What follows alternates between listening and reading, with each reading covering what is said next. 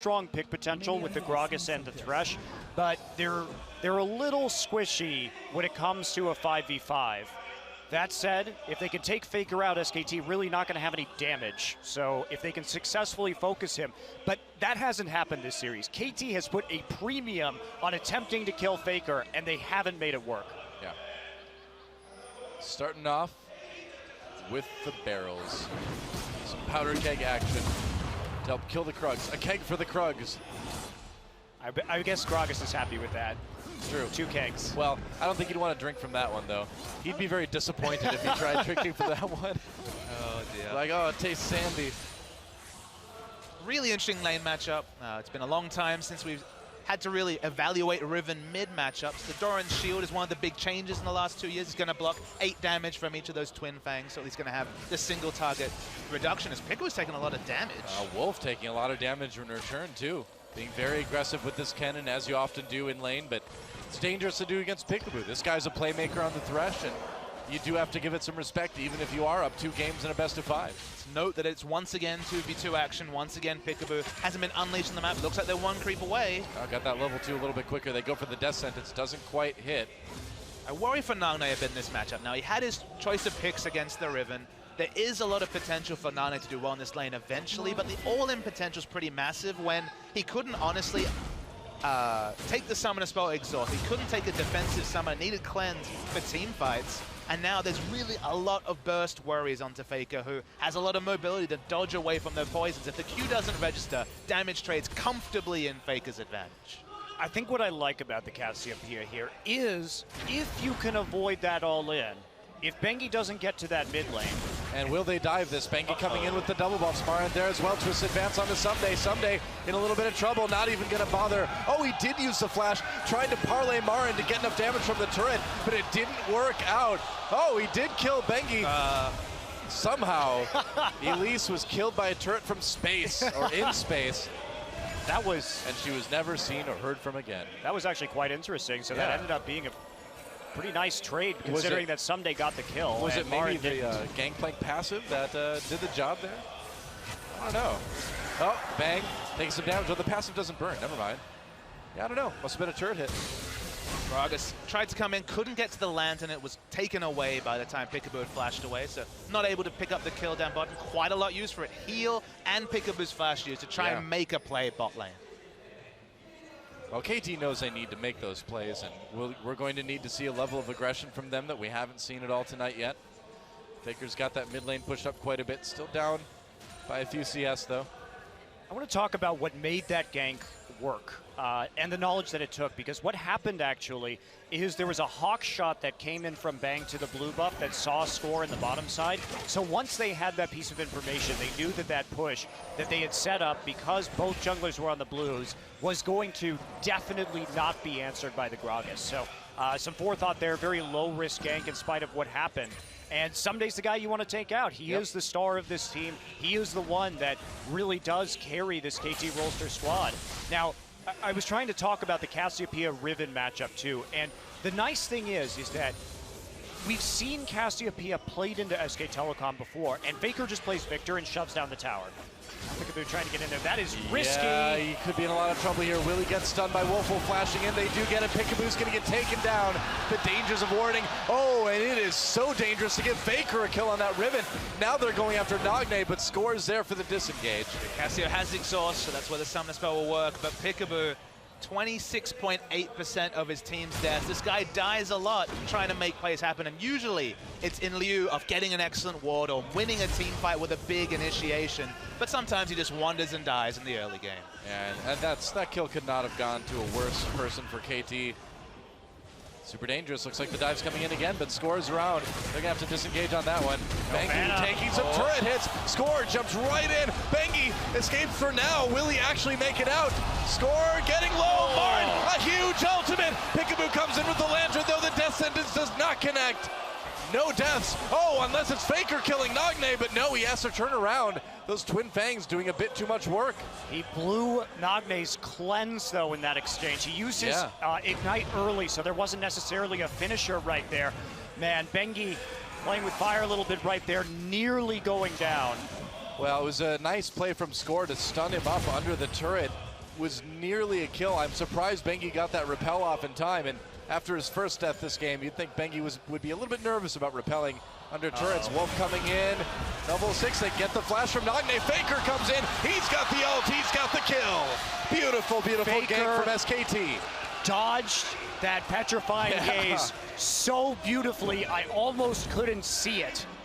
Just getting his back turned looked like. It was outstanding. That's why I worried about this matchup, is that there's so much mobility. Flash, Q, E, all repositioned. You dodge that ultimate, you dodge the Q, and you will win those burst trades as Riven. Just that precise timing, though, knowing exactly when Nagne would throw it out, knowing that when he saw Wolf come in, he'd go for it. Faker was so ready. It was both knowledge and reaction. Remember, there is, what, a 0.25, 0.4 second cast animation on the ultimate.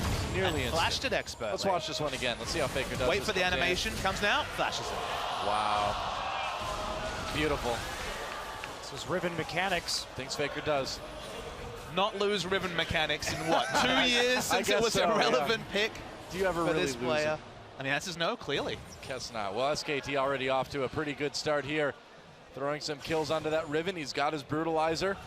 Bang and Wolf doing just fine in the bot lane. And Wolf, the one roaming and making plays. Peekaboo's been held up nearly in the entire game. For any fans who weren't watching League of Legends 2 years ago or weren't familiar with how Faker revolutionized Riven play, it wasn't taking it to the mid lane. It was just understanding the animation canceling that most players didn't even know was possible with Riven. The amount of damage that he was able to get out through auto attack specifically, queuing them up during animations, is what separated him from other Riven players and are now very much the norm, and is why one of this pick is so seminal to Faker.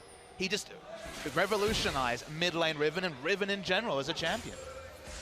Someday you can see, as we just saw rather, having a very hard time against Mar in the top lane, down by about 40 CS. Can't go toe-to-toe with the tree now. He's got a pistol and a sword, but what he really needs is like a chainsaw. Well, Bengi has done a very good job of affecting this lane matchup, even in that trade where they nearly killed Bengi.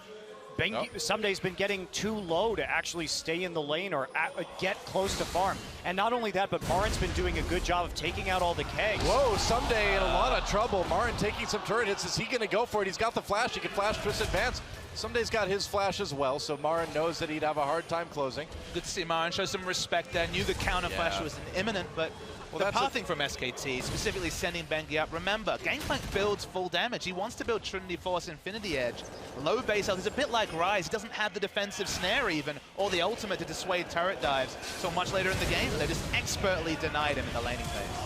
Wolf going for the stun. Arrow from Bang nearly catching him. Bengi there with an AD carry on his own now. He's going to go for the damage. Arrow gets a bit of a shield from Peekaboo. Bengi has to run away. Very disjointed engage. Oh, Bengi lives. Will Bang through the cannon barrage? No, looks like the bot lane for SKT is going to go down. Bang can't get out of this one. And now Bengi caught as well. KT comes back with 3 kills. Bang finally taken down by Arrow. And I mean, they tried a couple different ways to engage. They should not have gone for that. You can't go for that. No. Because of the cannon barrage on the map. And that was a really good drop of that ultimate to cut off the escape route right there. Peekaboo was already coming back into that bottom side. And we talked, how did SKT lose to CJ? Lack of respect for global abilities, over-committing to plays, and this is another one. We just see the turret dive. It's understandable as a turret dive with Bengi so in position, but it's just disrespecting Thresh's positioning and so many cooldowns. Well, not to mention that when the arrow got in front of the minion wave, so there was no chance for a cocoon. After you miss your engage like that, just back off. You don't need to overplay this, and that's exactly what happened. The greed was understandable in the previous game when they were 10,000 gold ahead and it was basically academic, but in this game, where things are much closer, the flow-on effect is actually more impressive, is that if in the bottom lane, Arrow and Peekaboo can pick up some pressure, take some pressure away from the Gangplank who really wants to safely farm in top, take away some pressure from Nagne, who's having a horror time against the Riven, maybe things will get better for KT because they needed pressure in one lane and they should have it now in bot. Well, Faker right now has got to be like, what are these noobs doing? Doing so well in the mid lane. And he still is, but SKT really can't let that happen again. Talked about Flame Horizon in game 1. 43 CS and growing in the top lane. Could still happen. Riven coming up to the top lane now. Well, Faker just showing himself for a moment, going back down again. Really good wards from SKT. And the first turret of the game will end up going to SK Telecom. And remember, the worry is that someday he can't afford to build a Spectre's Cal. He needs to build that damage. And he's just going to continue losing the damage trades. Even if the Trinity Force is picked up, it's going to be pretty line ball who's going to win the trades, unless Gangplank can really kite around and get free damage harass with the parlay. It certainly seems that way. Faker leaving lane every time he gets a chance just to kind of keep KT guessing, and it's moves like that that help SK Telecom get that vision edge. This is a mini-map purely SKT's wheelhouse at 12 minutes. How do they create pressure? Marin's basically free auto-attacking the inner turret after already comfortably taking the outer turret in spot game. Wow, Someday back over the wall, or Marin rather back over the wall to Someday. Here comes Riven. They're going to try to dive this. Nobody else from KT around. Someday gets away. Is Faker actually going to give this a shot? I think he is. No, I think he's not. He has flash up, so that would be a tad on the difficult side, especially since Nagne's starting to move up now. I mean, KT's last hope is that they hold out somehow, get the farm in that they need, because they do have insane late game damage between the Cassiopeia and the Gangplank. And Faker sort of has to go all in. And this time around, the Maokai, if the farm continues, Nagne hasn't fallen behind when it comes to CS in that mid lane. He has been stacking that tier. So can he make it work? Because now there is actually something to kill the Maokai in this game, unlike in game one. Yeah, Someday removing his scurvy. Apparently he gets scurvy a lot. He has to remove it all the time. Well, you could keep getting scurvy if you don't eat citrus. Yeah, but he gets it really fast. He needs like a constant citrus intake every couple seconds. Uses up that vitamin C when he plays in Summoner's Rift, apparently. It's not even a pirate this time. It's the special ops. Oh, boy. Oh, Marin on the Someday now. Cannon Barrage does go down. Marin could be in a little bit of trouble. The casks are being put down as well. Score, he's going to help dive. Goodbye, Marin. Nice move by KT. Meanwhile, Faker goes after Nagne. Can he finish well? Flash, trying for it. Gets him with the ult. Gets out. Nagne didn't even ult right there. No. I don't think Nagne thought he could die to that. But Faker just has such good calculation on Riven. We've seen this time and time again. He knows the limits of that champion when he can all in so well. And he managed to pick up that kill, because otherwise I think Nagne would have just tried to ult. I think it was just a mind game, Monte Cristo. The first time he tried it, the ult was flashed. He knew that the counter flash was there. Tried to make a tricky play, and Faker read him like a book. Well, Faker's Riven, what can you say? SKT with a small gold lead still. Oh, Someday caught up with that cocoon. He removes it and scurvy immediately, though. If only Gangplank didn't have scurvy, he would be immune to all CC. Well, he's actually very lucky he has scurvy, because the removal of it removes all the other CC. If he didn't get scurvy, that's like a malaria, the malaria comorbid sickle cell anemia situation where it's like, if he gets both, it just removes the both. Easy peasy. I guess so. Lucky Gangplank and all his scurvy. High school biology references from me. Oh dear. It's been a long time, Papa Smithy. Surprised you can remember that. Pretty impressive. Maybe you should help Gangplank. Oh, Nagne in a little bit of trouble again. Cocoon, the CC is endless. But the deaths come very quick for Nagne. And that's it comes his from third of the literally game. every angle, Doa. Yeah, pretty much. Well, they have the pressure on the map right now with the lane pushed in top. Someday was just trying to... Uh-oh. Oh, Someday has to use that flash. And there goes the mid lane tier 1 for SKT. That's 2 turrets to 0. Looks like they're going to trade as SK Telecom takes the bottom turret.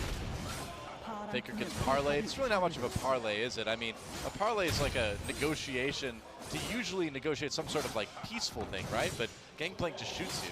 He's not very good at this parlay thing. Well, he is. That's the pirate way to parlay things, Doa. Is it really? Yeah, at the end of a gun. That way you always win. Oh, it's fair. I thought it was all like more of a guideline than actual rules and all that stuff. I think so. The bot lane's really the only cause for optimism. Obviously not a big CS advantage, but the immediate power spike is there with the Trinity Force. They just couldn't use it in game 1, and in this game where they just don't have the pressure in other lanes, using that Trinity Force power spike and just stopping Corki from just being grouped in a lane against Ashe and trading farm is all KT wants to do, but so hard to achieve. Well, Someday is closing that CS gap, and he managed to pick up a number of assists with his cannon barrage onto the bottom lane, so the gold is not quite too worrisome there. In fact, the global gold relatively even in spite of all that's happened, and Dragon over to KT. They still have a chance to ride this out, but you have to be really concerned about a 3-0-1 Riven and what's going to happen if Faker starts split pushing. Yeah, and not to mention what Faker could do in a team fight if SKT decides to try to stop KT from taking their second dragon. Some action down the river now as Score retreats to his own jungle. Looks like they might give up a pink ward. Bengi somehow dodges that hook.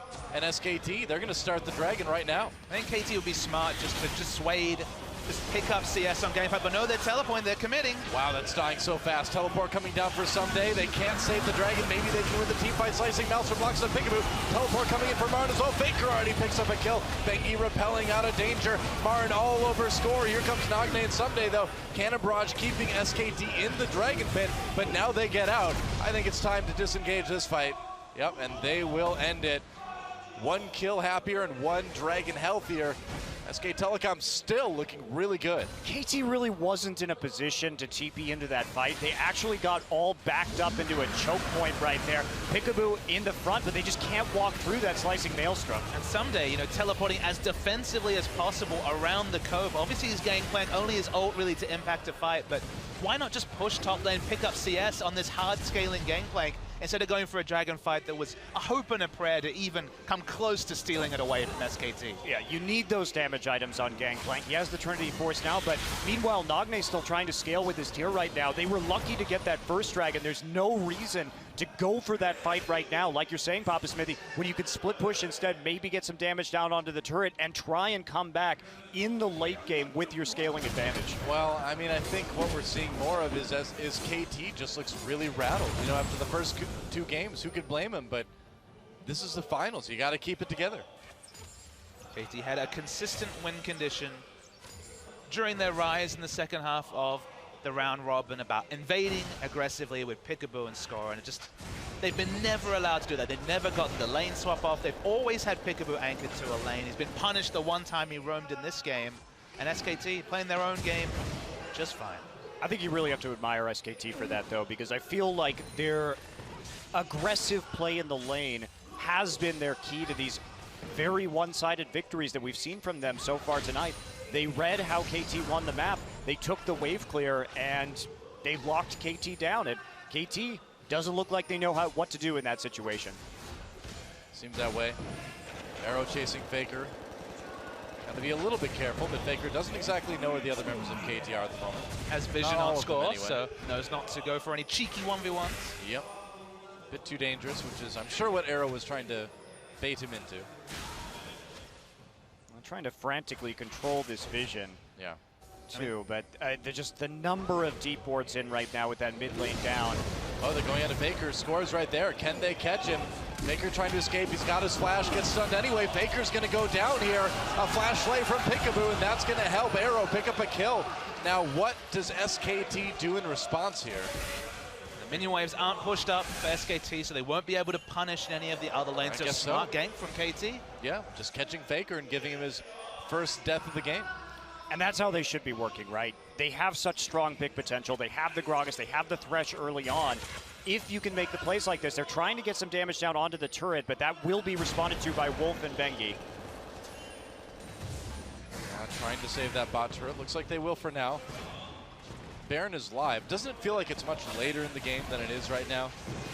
Yeah, I don't know why. It just feels that way. It's been a surreal night in a lot of ways, though. We did not expect to be just a couple of hours into the broadcast and already at match point for SKT of all teams. I'm very startled by how good SKT is playing tonight.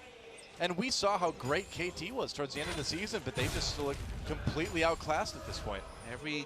Ever since I got here in the summer season to cast champions, it's been about building up challenges to SKT and SKT mowing them down. And we thought this was one time where the meta was against them. Their recent results hadn't been much. We hadn't seen their full roster in a while playing in a serious game. As Peekaboo in a lot of trouble, gets hit with the Ash Arrow, tries to play Wolf away. He does for the moment, but Faker picks him up. That's a big ult though from Nagne. They're going to turn it around. Faker goes down. No, he doesn't quite yet, but that's 2 kills for KT either way. Bengi, Marn, and Faker all on the run. The bot lane is dead. Nice response. Great out from Nagne to turn that one around for KT, and they may just be able to take a mid lane turret for it. Double Trinity Force. They got massive turret damage. Structures are going down. Yeah. Gonna try and shoot out right there. Going in on the Score. Score taking some hits. Oh, Faker got pushed out by the explosive cast. They're trying to chase. Looks like they'll turn that one around. He gets him anyway. Another kill for Arrow. They take down Bengi. They'll take the turret. KT not quite dead yet.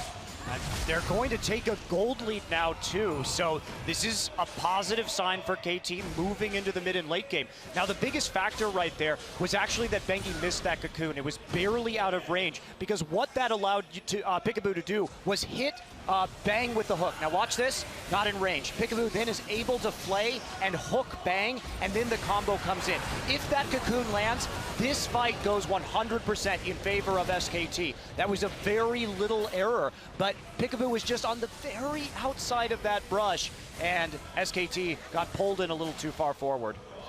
Yeah. Then they weren't done yet. Getting another kill by that turret.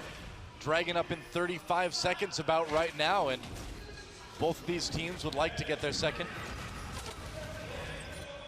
The reliability of damage from SKT, especially in the late game, is questionable. There's a lot of ways to counterplay around the Riven. We have seen Riven pentakills, but there's ways to play against it. So, you know, if Cassiopeia can start really disengaging and using that ult for disengage for the likes of Gangplank and Corki, it's honestly Gangplank who's the hyper carry on KT Rolster's team. Well, we have seen 2 Riven pentakills this season, but they have been teleport Rivens. And that's actually a very important distinction, because that gives Riven in the late game a free ticket potentially into that back line. That free ticket isn't coming here. And the reason why that's significant is that Riven has dashes, but honestly her Q is her biggest source of damage, so you don't want to be using that for reposition. How do you ever get in a point where you're able to use all your abilities for damage? SKT started the Dragon there. Faker just kind of going for it by himself. Had to disengage. Teleport coming down. Arrow hits score. Is that going to be enough? They've got the Lantern in for him as well. Not going to need it as Peekaboo walks up to join the rest of his team. Teleport coming in now for Marin. The hook does not land. And meanwhile, Dragon gets taken by Faker. SKT gets their second, and they're just going to disengage. Can Bengi get out, having to flash over the wall there? Nagne not using his ult. SKT wisely backing off. Knew they couldn't win that fight. Well, one more Dragon over to SKT. I think it was smart of KT not to fully commit to that. Notice that they only used the box in that little engagement right there. So they still have ways to play around with the cannon barrage. A bit of a sloppy engage from SKT. They couldn't follow up really onto the Arrow Cocoon combo on the score. Nagne taking some damage here. Faker hopping back over the wall. They've got to be a bit careful.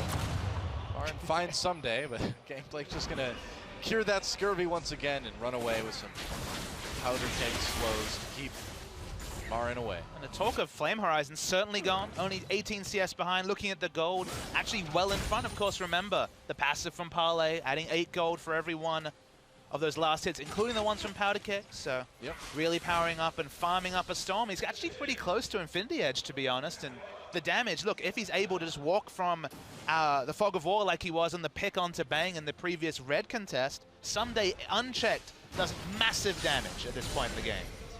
Yeah, certainly will be taking a split push edge too. Marin opted for that Righteous Glory, so only a Glacial Shroud really for armor right now, and he can't really handle the Gangplank anymore. It's going to be quite a lot of damage. You can see that 500 as the damage is boosted by those kegs. Crit's starting to come in the 700 range now too. It's pretty scary stuff for SKT. Gold's still very even between these two teams. SK Telecom with the Dragon lead, but they seem to be slowly losing control of the map here. Score's going to get over the wall right there. And Peekaboo just making sure he has a little bit more zone control. And Arrow with the advantage has this time built the Blade of the Ruined King. That'll help him self-peel from the Riven, in addition to all of the CC that KT possesses in this game. And at least he can be a tank buster against Maokai. There's a lot of tank busting that's going on from KT. They have so many damage sources, but it comes down to the positioning of the team fights. They basically, Peekaboo and Score have to play extremely well to keep the backline safe. If that Riven ever gets back there, it will be an absolute nightmare. How does SKT extend the lead that they have? Extend the pressure lead that they've at least had. They're dragging up, but it feels like, honestly, the Riven's so good in lane. Of course, the Ignite picking up the kills. Now without the teleport, can't really opt into the split push so effectively. So it feels like they really have to get ward control over objectives and play the objective game, which is always a risk when you're talking about a Riven. Maybe when her teleports up, she can get in the back line, but playing around the power of Faker's Riven, a melee champion, a strong split pusher, maybe the make or break point in the next 10 minutes for SKT. Well, looks like KT Rolster's going to take a turret lead now as well. As they take that top tier 1, that's all outer turrets down in favor of KT. And it's going to make it tougher for SK Telecom to have that dragon control they did before. Someday coming in, throws down the powder keg. There's another one. Faker gets out, though. Line those up particularly well. Probably hoping to get a little bit of damage or potentially a slow in there so Peekaboo could follow it up. But no overlap, just going to clog the choke point instead. Infinity Edge, Trinity Force, and the cooldown reduction boots. Someday is certainly a big deal and honestly needs to be checked just as well as you check Arrow when it comes to damage. And 3 damage dealers, 3 massive damage dealers for KT. Yeah, looking really strong at the moment. So what do you do if you're SKT? Can you wait it out? The late game damage for KT is so high. I mean, I feel like you have to make something happen. Yeah, it's just a question of how you do that. Because they kind of have to operate around Faker right now. And as long as KT has information about where Faker is, they can just keep sitting here and farming. The objective game, I think, is the one ace in the hole SKT have, sorry, get the wards, the pink wards around the likes of Baron and Dragon. You have the Ashe Arrow for initiation. It's when the QSSs start coming specifically onto the likes of Arrow and Someday not as necessary with the remove Scurvy, but onto Arrow especially. If they can't turn and force a fight with the Ashe Arrow, they're going to struggle to actually make the most out of this Riven power spike in the next 5 minutes. SKT really wants this blue buff. Fang's nowhere nearby as well. They're not really going to be able to contest that, and they are just going to have to watch it as it goes down.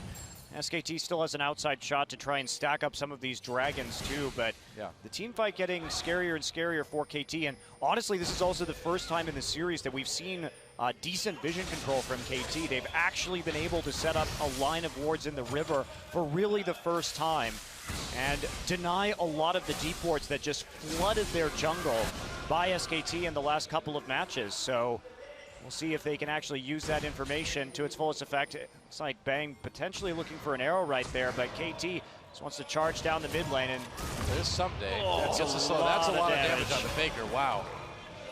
SKT hiding in a ward. That's not going to help too much. Those barrels start to tick down further or faster and faster, so he can start deploying them and detonating them extremely quickly once you get up to higher levels. SKT, they want to fight this. They're going in. Faker onto Someday takes so much damage. Martin came from behind. Arrow onto Peekaboo.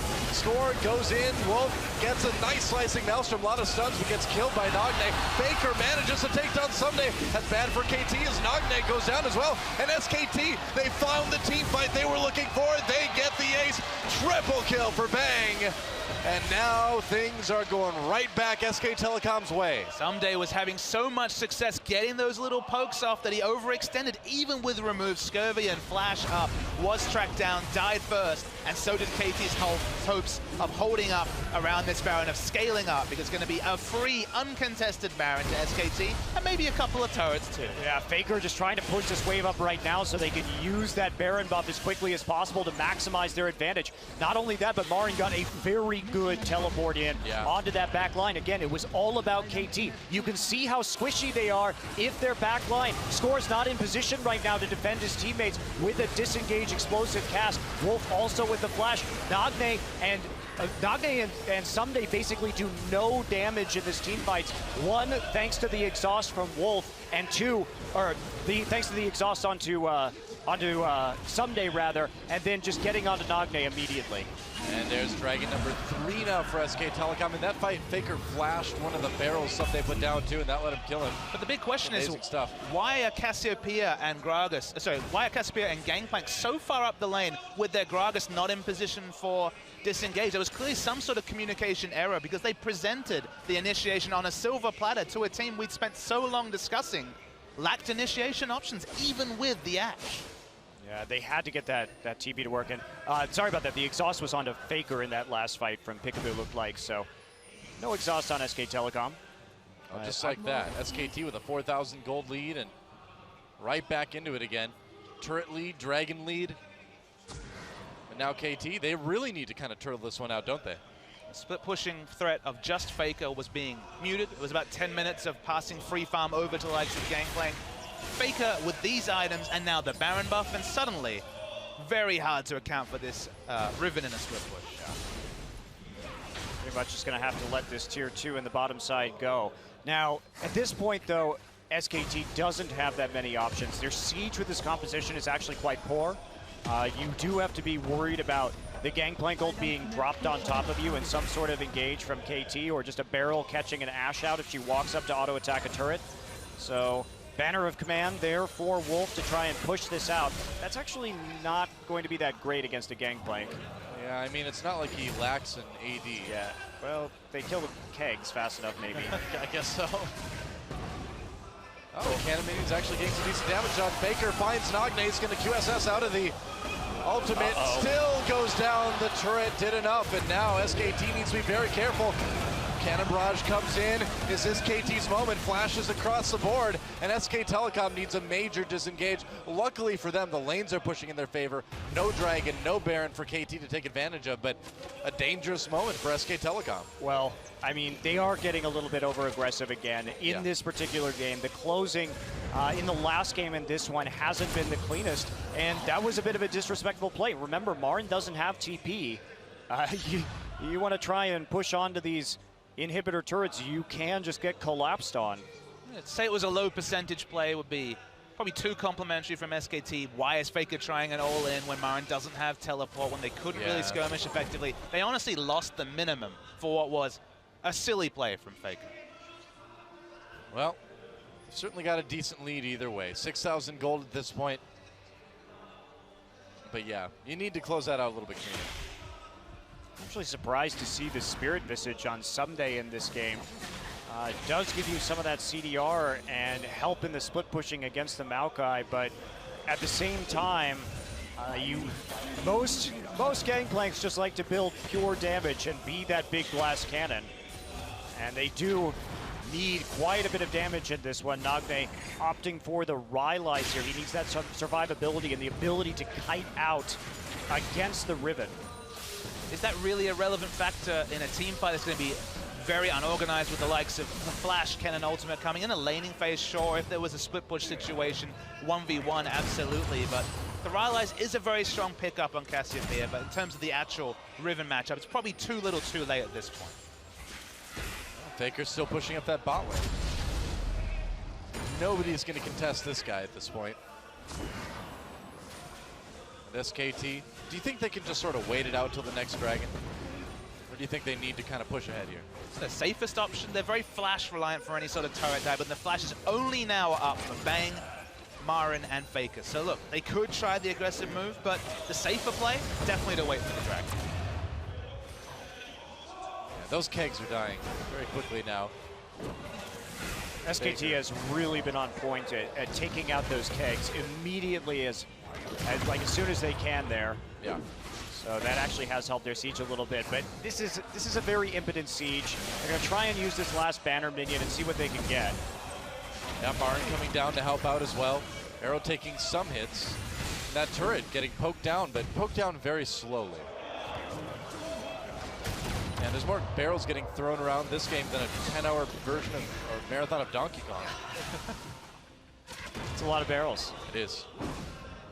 Not as successful as Donkey Kong 2. He can't really stop what's going on. Sure, barrels are good at Donkey Kong. Well, they're good for KT. They're just not good for SKT. It's such a low percentage play to try the engage. You mess it up. Thresh Box, Cassiopeia ultimate, the Gragas ultimate, even the Gangplank. There's so much AoE to punish any sort of misfire on the turret dive. But again, just wait. The Baron control, the Dragon control is the most reliable way for SKT to win this game. Yeah, well, they've got some interesting timing things to worry about since Dragon is coming up a little bit before Baron, but not like a lot before. Do you think there's room for KT to try to contest the other objective? I think you at least have to try. There isn't any kind of sustain onto Bang, so it would be risky for him to try and solo that Dragon right now, but Faker will be able to do that if they need him. But again, that puts no damage threat onto a potential Baroning KT. So it's actually hard for them to do both objectives at once with this itemization and this composition. The moment KT walk up to contest an objective, look at how many flank wards there is from Marin. He has just a plethora of options to come in with home guard. So warding your flanks is just, clearing your flanks is just not possible for KT. Maokai will get into the backline, whichever objective they try. Now they're going to start the Dragon right now. There SK we go. Telecom knows teleport coming in from behind for Marin. Will SKT get anything out of this? Faker comes in, has to dodge back away from those powder kegs. They're going to go after the Dragon now. They want their fourth, and KT can only watch as SK Telecom puts themselves one Dragon away from that huge buff. Marin coming from the side, Arrow! It hits Arrow, and here comes Wolf, the huge slicing Maelstrom! Faker gets the first kill, and SK Telecom all over KT. Faker has to cleanse out of that hook. But that is exactly what they wanted. 80 carry gone. Faker just meleeing that powder keg. He's not worried. Right there, but there's just not enough follow-up damage. And that engage, it was all set up. SKT knew exactly what they were doing. Yep, now they're going in. Inhibitor turret getting a bit low. Faker taking a lot of damage from the turret. Marin going deep, but the turret's out of the way now. Here comes SK Telecom. Faker coming in for more damage. Nagne's going to get taken out. No, he's not. He lives for the moment. Bang, though, gets the kill into Sunday. And without the damage, that's going to be it. Score getting low. Nagne back to Fountain. Can SKT close it right here? Can they win Champion Summer? Looks like they don't want to go for it right now. They're playing it out safely, taking out another inhibitor. They want that 100% chance of victory. Why not play it academic? You've got the win.